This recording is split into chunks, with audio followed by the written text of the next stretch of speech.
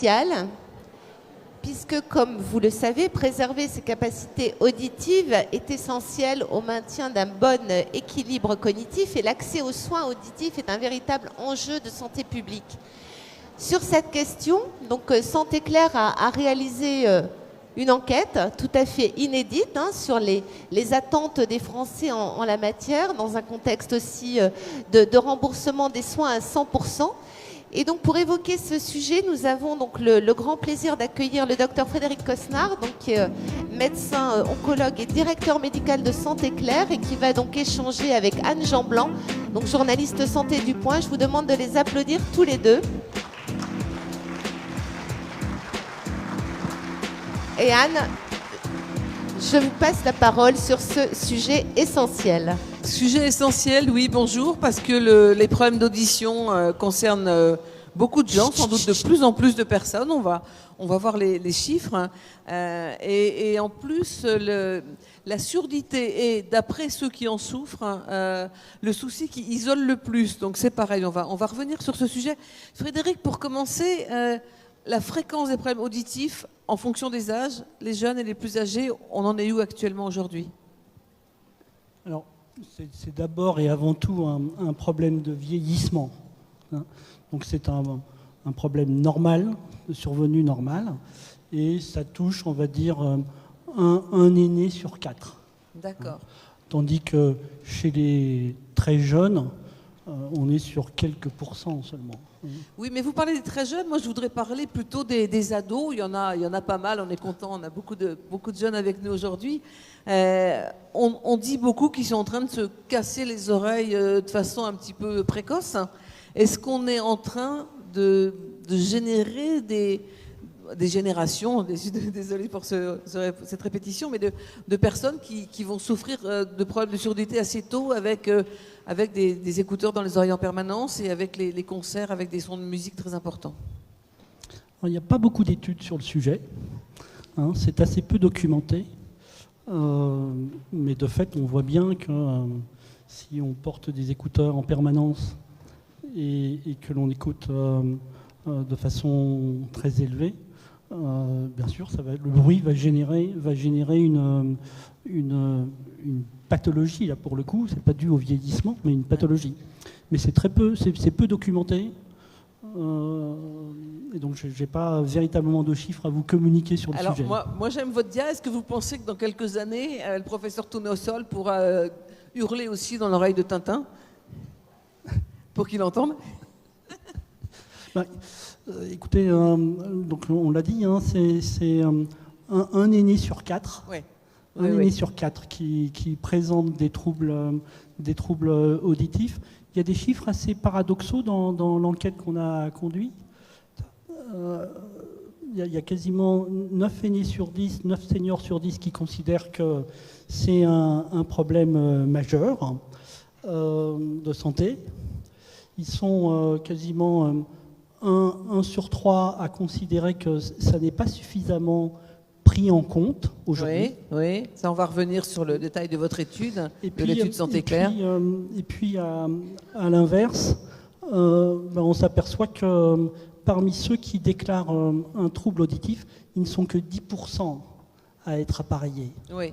Alors, il y a un déficit majeur d'appareillage. Alors avant qu'on parle d'appareillage, et là on a manifestement toute l'évolution et ça va continuer, ça se miniaturise et c'est vraiment de plus en plus technologique, entre guillemets.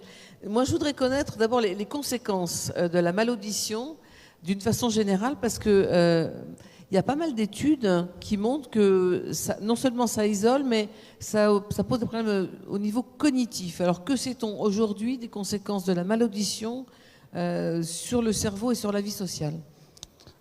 Alors, elles sont majeures. Elles sont majeures et elles sont insuffisamment partagées dans la population, y compris aussi parmi les équipes médicales.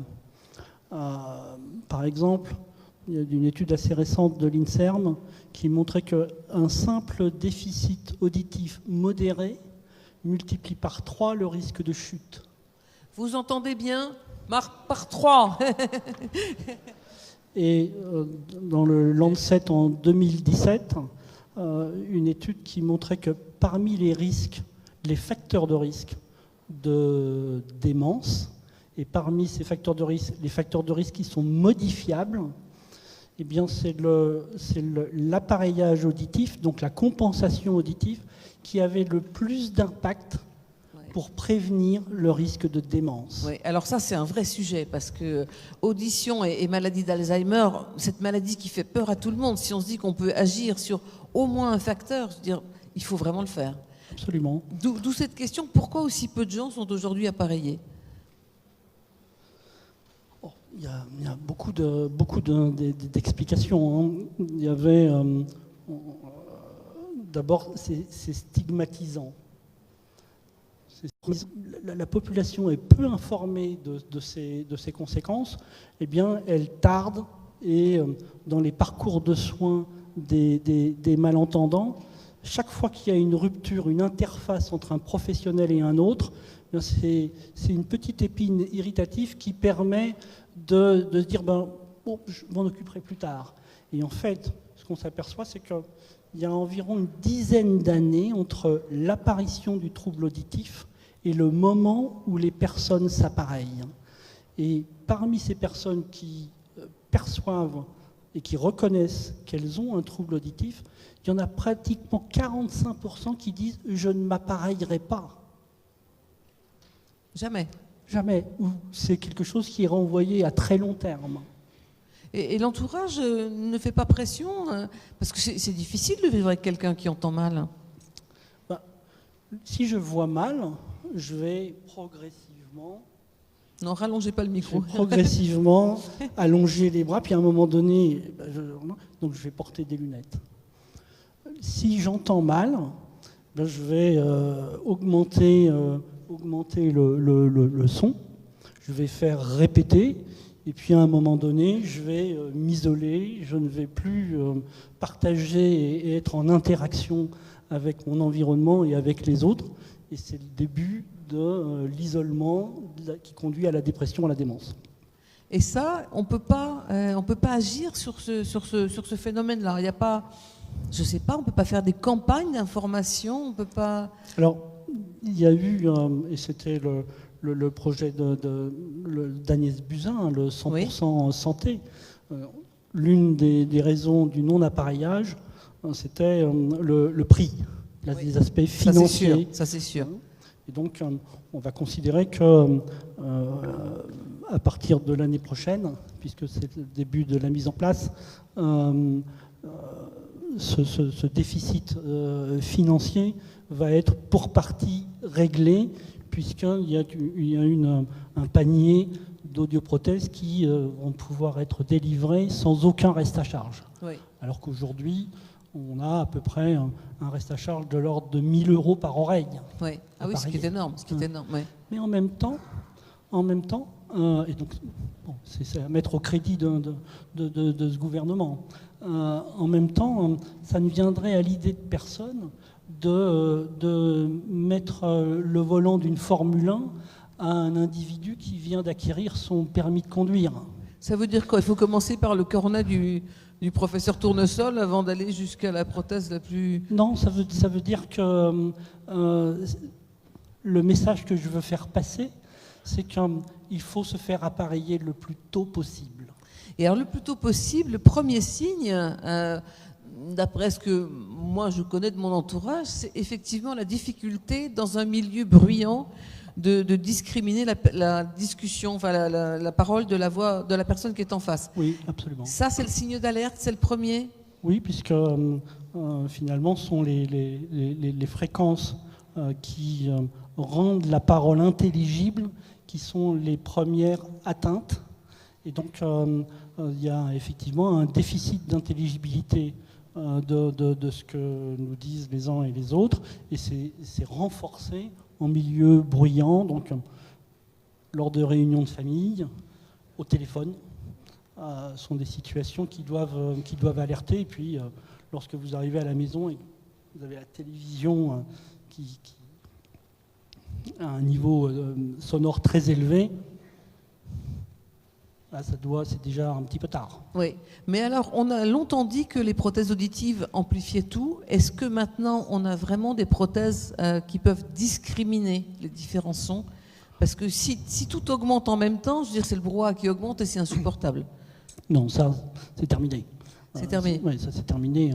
C'était effectivement ce qu'on reprochait aux audioprothèses analogiques, notamment, qui amplifiaient toutes les fréquences. Désormais, l'audioprothésiste sait exactement, et les appareils permettent de faire des réglages extrêmement fins. Et d'ailleurs, dans l'enquête qu'on a conduite, je crois que c'est 90% des personnes qui sont appareillées sont satisfaites du résultat de l'appareillage.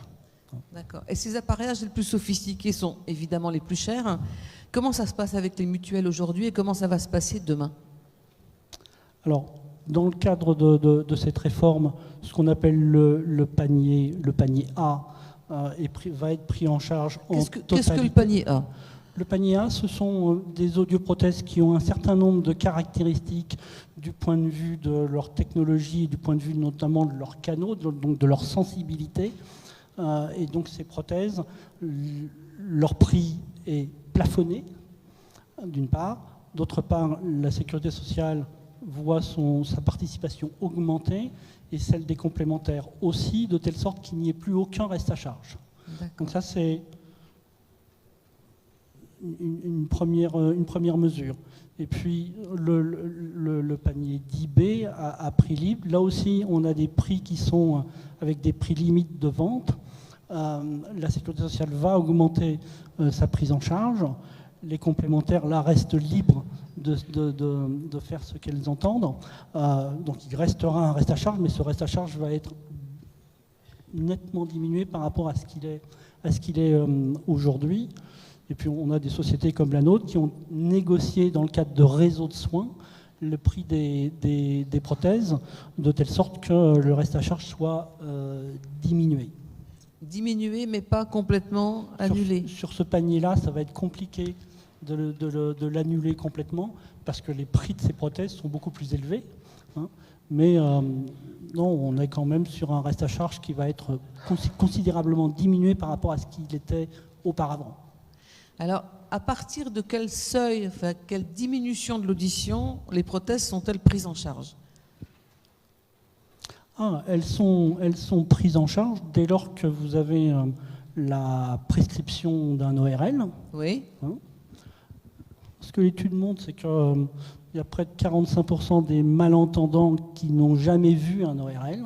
Oui. Et puis c'est un problème aussi de démographie médicale. Ce n'est pas aussi prégnant qu'en ophtalmologie, mais ça reste quand même une spécialité qui est d'une accessibilité faible. Oui. Et donc, je pense Parce que, excusez-moi, l'ORL, on ne peut pas le consulter directement. C'est un médecin. Dans le parcours de santé, on passe d'abord par un médecin généraliste. Oui. Oui. On passe d'abord par un médecin généraliste pour consulter son ORL. Donc, vous connaissez tous la situation. C'est de plus en plus compliqué de consulter son médecin généraliste. Non, parce que l'ophtalmo, on peut y aller directement. Oui, c'était pour ça que je voulais vraiment faire la différence. Oui, tout à fait. Et est-ce qu'on peut donc se rendre aussi dans un centre d'audition où finalement c'est assez inutile, où ça peut quand même donner des indications et notamment au regard de la démographie médicale et du manque d'ORL? Absolument. Je pense que... pour une première démarche? Il est essentiel, oui, tout à fait, de multiplier les points d'accès à un dépistage, à un examen auditif chez l'ORL, mais ça peut être aussi chez un audioprothésiste, ça peut être aussi en téléconsultation. Alors justement, les cabines de téléconsultation sont-elles adaptées pour ce genre de dépistage? Est-ce qu'il y en a suffisamment? Alors, aujourd'hui, la réponse est non, pour deux raisons. La première, elle est d'ordre réglementaire, à savoir que puisque l'avenant 6 qui organise la téléconsultation en France, prévoit une prise en charge par la sécurité sociale de ces téléconsultations uniquement lorsque le patient est connu du médecin qui réalise la téléconsultation et qu'il a été vu dans l'année. Or, ce que je disais tout à l'heure, quasiment un malentendant sur deux n'a jamais vu d'ORL. Donc on a mené une expérimentation, et j'imagine que c'est là-dessus que vous m'interrogez, Oui. on a mené une expérimentation de mise en place de plateformes de téléconsultation et de plateformes d'audiologie, comme si vous étiez chez un ORL, dans des magasins d'optique. Et qui mettent en relation le patient, le malentendant, avec un ORL en téléconsultation, et tous les examens que l'ORL aurait réalisés dans son cabinet sont réalisés en téléconsultation. Et ça, on a connu un véritable succès. Et ça fait partie des projets que nous avons de développer. Ça ne demande pas une cabine, ça demande une plateforme métier qui permet à l'ORL de piloter les examens à distance.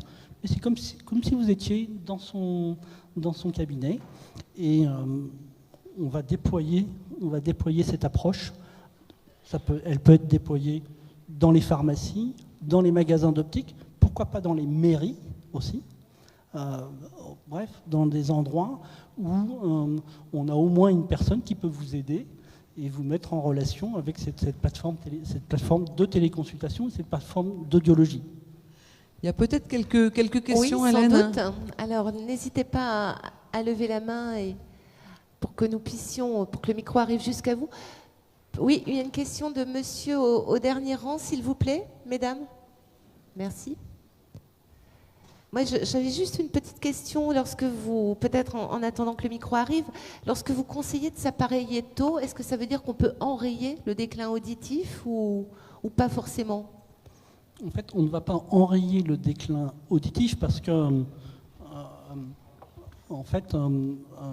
les sons que vous percevez, ils sont analysés par votre cerveau. Oui. Et ce qui se passe lorsque vous ne vous appareillez pas, c'est que vous mettez ces aires cérébrales au repos.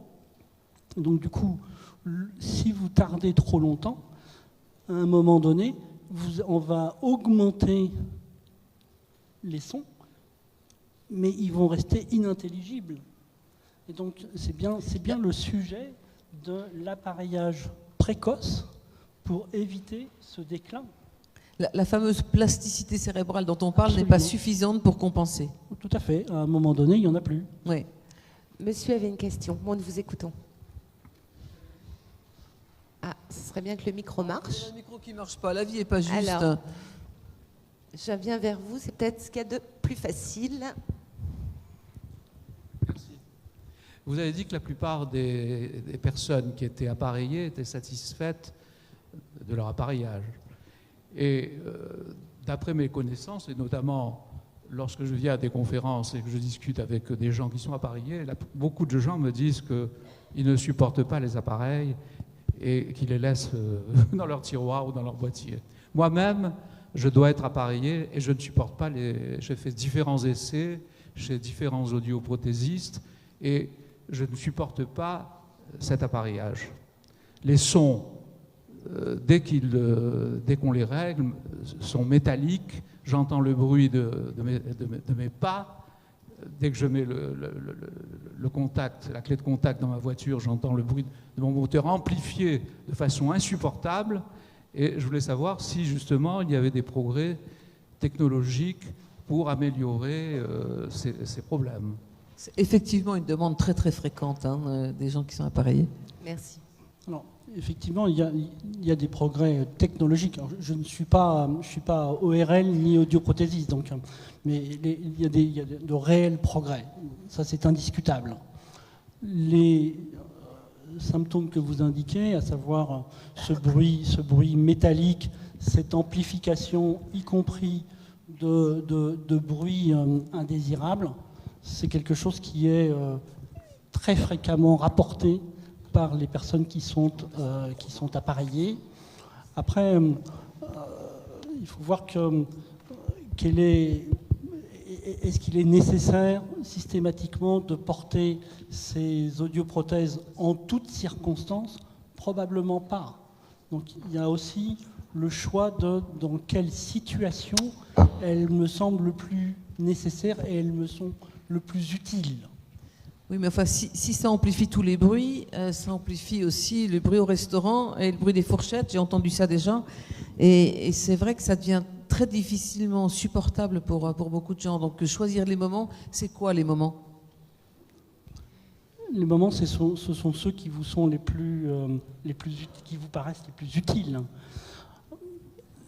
De fait, ce que vous dites sur le fait que ça augmente tous les sons, c'est vrai, mais les prothèses de dernière génération, elles filtrent. C'est quand même. Est-ce que c'est pas parce quand on s'appareille trop tard qu'on a plus de mal à s'habituer ? Tout à fait. Donc ça veut dire le message, c'est le message, il est commencez tôt, quoi. Le Dès que vous message, sentez, il est le même. C'est faites-vous dépister très vite. À partir, il y a une va peut-être question, prendre on la reprendra question la parole Madame. après. Madame. Oui, moi j'aurais deux parties dans mon intervention. La première, c'est que je crois que le problème des gens qui n'entendent pas est très culturel en France. Il suffit de regarder la langue française et vous avez sourd comme un pot. Oui. Mieux vaut entendre ça que d'être sourd. Un dialogue de sourds, enfin je vais m'arrêter là, mais c'est très culturel et très dû à la langue. Dans d'autres langues, il n'y a pas ça, à votre avis ? Il y en a, mais pas dans toutes les langues. D'accord ? En France, on est très bien loti de ce côté-là. Et lorsque l'on voit quelqu'un qui est aveugle, on va pour l'aider. Lorsque l'on voit quelqu'un qui est sourd, on se moque. Donc ça, c'est une première chose. Et une deuxième chose, je voudrais rebondir aussi sur ce que dit monsieur et ce que vous avez dit, et je vous remercie de votre intervention. Moi, mon mari vient de se faire appareiller. Il est appareillé depuis 20 ans à peu près. Et il avait besoin de se faire appareiller. Et les prix que vous avez annoncés sont pour les appareils qui ne fonctionnent pas véritablement dans la finesse. Juste un exemple, mon mari a payé 4 500 € les deux appareils, remboursé 790 €, sécurité sociale et mutuelle comprise. Ça peut être une explication pour laquelle les gens n'ont pas très envie aussi d'aller se faire appareiller. Et ce que je veux dire aussi, c'est que ce dont vous avez parlé, à savoir le reste à charge zéro, je répète, ce sont pour les appareils qui ne font pas beaucoup de discrimination. Voilà. Merci. Alors.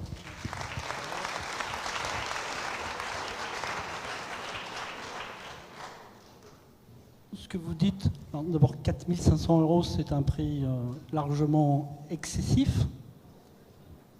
40% pour 40% des malentendants, c'est le prix et le reste à charge qui est le premier motif de renoncement.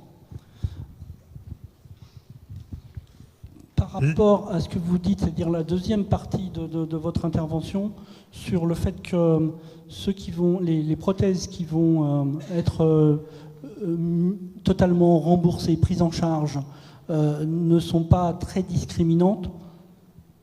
Vous avez l'analyse de l'UFC Que Choisir, très récente, et qui est parue ce mois-ci ou le mois dernier, qui montre que ces prothèses, ce ne sont plus ces prothèses dites sécurité sociale que vous aviez auparavant.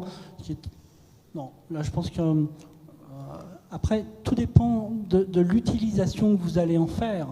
Si vous êtes beaucoup plus jeune, que vous avez une vie sociale très riche, que vous souhaitez que vous êtes un amateur de musique, vous allez avoir besoin d'une prothèse beaucoup plus performante que si vous souhaitez être avec vos petits-enfants et votre famille et pouvoir participer à la discussion. Le besoin n'est pas le même.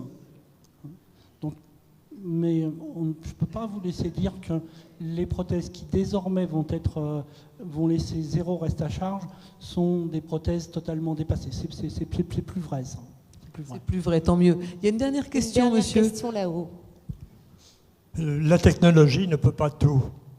La culture, comme disait madame, est très importante à ce sujet. Il y a non seulement l'audition du niveau sonore, mais il y a aussi la compréhension de ce qui est dit. C'est deux choses distinctes. Je voudrais dénoncer à ce sujet le sabotage de la langue française par les speakers de nos radios, quelles qu'elles soient, aussi bien France Culture que la 7, tout ce que vous voudrez. Car on met les virgules et les points ailleurs que là où il faudrait les mettre. Ça gêne la compréhension des propos. Ça, c'est une chose. J'ai été appareillé il y a 4 ans par un appareillage de l'époque qui m'avait coûté 5 000 €. C'était un investissement tardif dans ma vie, auquel j'ai beaucoup hésité parce que c'est cher, et d'autant plus fâcheux parce qu'à l'époque, on mettait encore des piles qui duraient à peine une semaine. Je viens d'être à nouveau réappareillé par un appareil 2 fois moins cher, qui se recharge toutes les nuits, d'une excellente qualité, où on fait le distinguo entre les propos tenus par l'interlocuteur et les bruits ambiants. Il y a des séances de préparation à l'appareillage, si vous avez affaire à un commerçant technicien qui fait bien son boulot avec un équipement comme il y en a maintenant dans certaines boutiques. Je n'ai pas de publicité à faire, mais je trouve ça excellent, ça existe. En plus, je dois dire qu'en premier temps, j'ai très peu remboursé, et cette fois-ci, j'ai peut-être de la chance, j'ai peut-être une très bonne mutuelle, mais j'ai été quasi intégralement remboursé par ma mutuelle. Alors, c'est une excellente nouvelle, monsieur, en tout cas. C'est bien, on est content parce que ça prouve que les choses progressent. Merci, monsieur. Je pourrais ajouter que je suis tombé sourd pendant la guerre. Je suis tombé sourd pendant la guerre car des bombes sont tombées à côté de la maison de mes parents. J'ai perdu les tympans qui ont été crevés à l'époque. J'ai passé ma vie à être un malentendant discret. J'ai camouflé mon handicap pour avoir une vie sociale normale que j'ai réussi à faire en redoublant d'efforts. J'étais formateur en entreprise. J'étais tellement attentif pour ne rien perdre de ce qui se disait qu'on me considérait comme un empathique haut de gamme. Et de ce fait, j'ai pu tenir ma carrière jusqu'à la retraite. Merci, monsieur. Merci beaucoup.